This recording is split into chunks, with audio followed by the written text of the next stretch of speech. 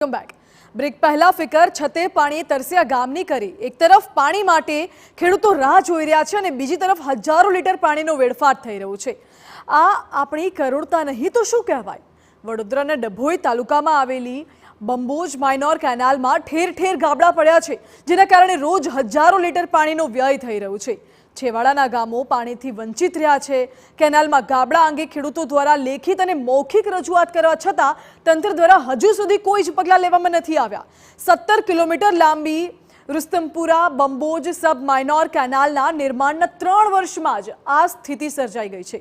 ખેડૂતોને આ કેનાલનો લાભ તો નથી જ મળી રહ્યો। કેનાલમાં ગાબડાને કારણે ખેડૂતોના ખેતરોમાં પાણી ફરી વળતા વારંવાર પાકને નુકસાન થઈ રહ્યું છે।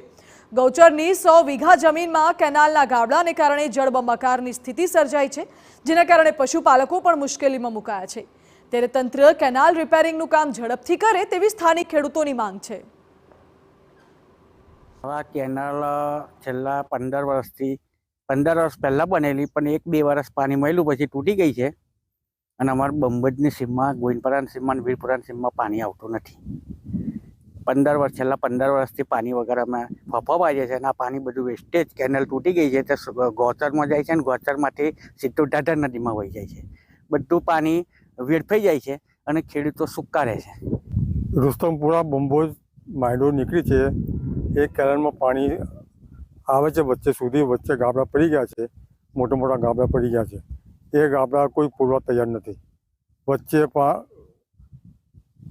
વચ્ચે ઝાડી ઝાકડા સાફ સફાઈ કરવાની છે, તે છતાં અધિકારીઓ જાણ કરી તે છતાં અધિકારીઓ કોઈ આવતા નથી।